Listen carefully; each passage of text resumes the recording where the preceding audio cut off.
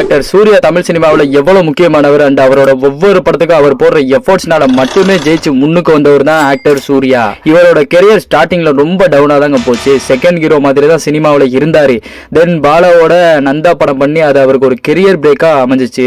அப்புறம் மௌனம் பேசியதே, காக்க காக்க, பிதாமகன், பேரழகன், ஆயுத எழுத்து, கஜினி, சில்லுன்னு ஒரு காதல், வேல், வாரணமாயிரம்னு படம் பண்ணி கண்டினியூஸா கிட்டு கொடுத்து மிகப்பெரிய ஸ்டார் ஆனாரு. இந்த படத்துக்குலாம் அப்புறம் தமிழ்நாட்டில் அதிக பெண் ரசிகைகளை கொண்ட நடிகரா சூர்யா மாறினாரு. அதுக்கப்புறம் அயன் ஆதவன் ஆக்ஷன் அவதாரத்திலையும் கொட்டி கட்டி பறந்தாரு.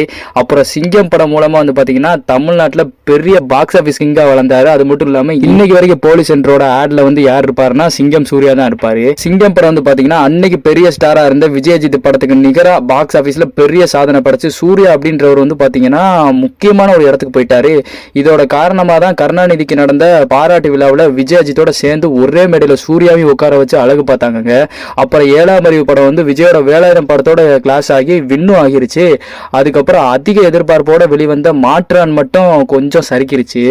அதுக்கப்புறம் சிங்கம் 2 மூலியமா மறுபடியும் எழுந்து நின்று 100 crore கிளப்ல இணைஞ்சாரு. ஆனா இவ்வளவு சூப்பரா போயிட்டு இருந்த இவரோட கெரியர் இதுக்கப்புறம் எந்திக்காதுன்னு இவருக்கு தெரியலங்க. 2014 ஹை எக்ஸ்பெக்டேஷன்ஸோட காத்துக்கிட்டு இருந்த அஞ்சான் படம் தான் இவரை சறுக்குன மொத படம்னு சொல்லலாம். இந்த படத்துக்காக லிங்குசாமி கத்துக்கிட்ட மொத்த வித்தை இறக்கிருக்கேன்னு சொல்லி ட்ரெய்லர் டீசர்லாம் சூர்யாவோட லுக் எல்லாம் மாஸ் காட்டி கடைசியில் படத்தை தமாஸ் ஆக்கி விட்டாங்க. அதுக்கப்புறமா வெங்கட் பிரபுவோட சிக்ஸர்னு சொல்லி கிளீன் போல்டான படம் தான் மாஸ் என்ற மாசிலாமணி. அப்புறம் பசங்க 2 வந்துச்சு, வந்த இடமே தெரியாம காணாம போச்சு. அப்புறம் வித்தியாசமான சூப்பர் ஜானர்ல ஒரு படம் பண்ணலாம்னு சொல்லி ஆரம்பிச்ச படம் தான் 24. இந்த படம் அப்போ உள்ள காலத்துல யாருக்குமே செட் ஆகாம புரியாம போச்சு. But still this is best movie, எனக்கு ரொம்ப பிடிச்ச படம். ஆனா ஃபிளாப் ஆயிருச்சு. அப்புறம் மிகப்பெரிய ஹைப்ல வந்த தானா சேர்ந்த கூட்டம்ன்ற படம் வந்து பாத்தீங்கன்னா 400 கோடி தான். அப்புறம் இந்த படம் ஒரு ஃபன்னான திரைப்படமா இருக்கும்னு நினைச்ச எல்லாருக்கும் வெறும் ஏமாற்றத்தை தான் கொடுத்துச்சு. அப்புறம் வேற வழி இல்ல, சிங்கம் ட்ராக்கை பிடிச்சி கம்பேக் கொடுக்கலாம்னு சொல்லி சிங்கம் 3 அப்படின்ற படத்து மூலியமா வந்து ஹரி அப்படின்ற ஒருத்தரை இனிமே படமே எடுக்காதடான்னு சொல்ற அளவுக்கு அவரோட கெரியர்ல ஃபர்ஸ்ட் ஒஸ்ட் படமா அமைஞ்சது சிங்கம் 3 தான். அதுக்கப்புறமா என்ஜிகே படம் வந்து பாத்தீங்கன்னா செல்வராகவனோட பெரிய படம். ரொம்ப நாளுக்கு அப்புறம் செல்வராகவன் மேல ஒரு ஹைப் இருந்துச்சு. ஸோ அந்த படம் கண்டிப்பா சிக்ஸர் அடிக்கும் அப்படின்னு ஹை எக்ஸ்பெக்டேஷன்ஸோட காத்துட்டு இருக்கும்போது இந்த படம் மிகப்பெரிய ட்ரோல்ஸால சறுக்குச்சு.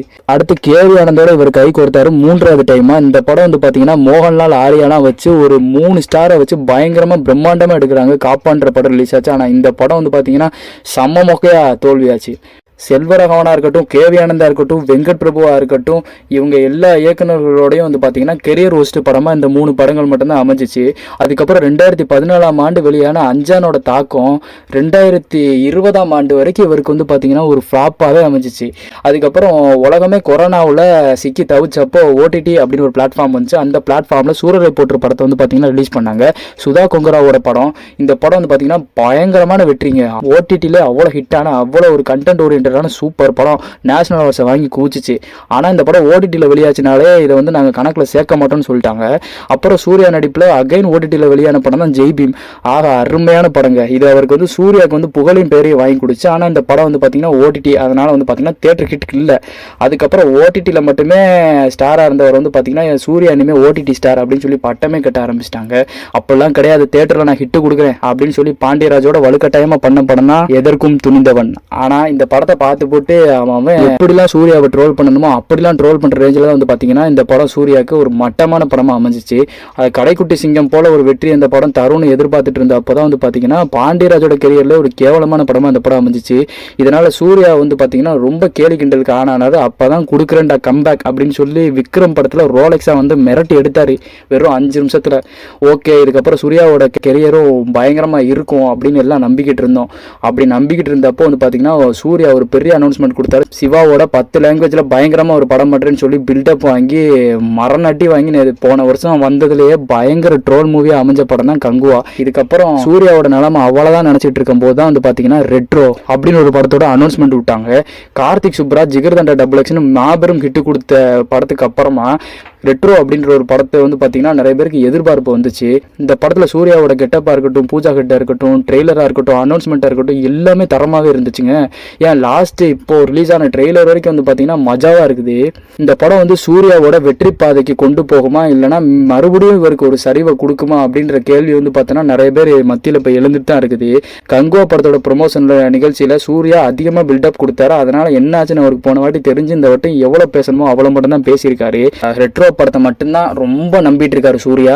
அவர் மட்டும் இல்லை, நாங்கள் எல்லாரும் நம்பிட்டு இருக்கிறோம். பிகாஸ் சூர்யா ஒரு டெடிகேஷனான ஒரு நல்ல ஆக்டர். பாவம் 11 வருஷமா இவரோட டெடிகேஷனுக்கு ஒரு வேல்யூ இல்லாமல் இருந்திருக்குது. இந்த வருஷமாவது தேட்டரில் மிகப்பெரிய ஹிட் ஆகணும், ரெட்ரோ மிகப்பெரிய சம்பவம் பண்ணணும். கார்த்திக் சுப்ராஜுக்கும் இது ஒரு கெரியர் பேக்காக இருக்கணும். சூர்யாவுக்கு இது மிகப்பெரிய கெரியர் சேஞ்ச் மூவியாக இருக்கணும். அதுக்கப்புறம் சூர்யா சார் ரோலெக்ஸ் படம் பண்ணணும். இந்த மாதிரி அதிக ஹைப்புள்ள படங்கள் பண்ணி அவர் எங்கேயோ பழைய விண்டேஜ் சூர்யா இஸ் பேக்னு சொல்கிற அளவுக்கு அவர் திரும்ப வரணுன்றது தான் வந்து பார்த்தீங்கன்னா என்னோட ஆசை. தென் இந்த வீடியோவை லைக் பண்ணிவிட்டு உங்களோட தாட்ஸை கமெண்ட் பண்ணுங்கள். உங்களில் எத்தனை சூர்யா ரசிகர் இருக்கீங்கன்னு நான் பார்க்குறேன்.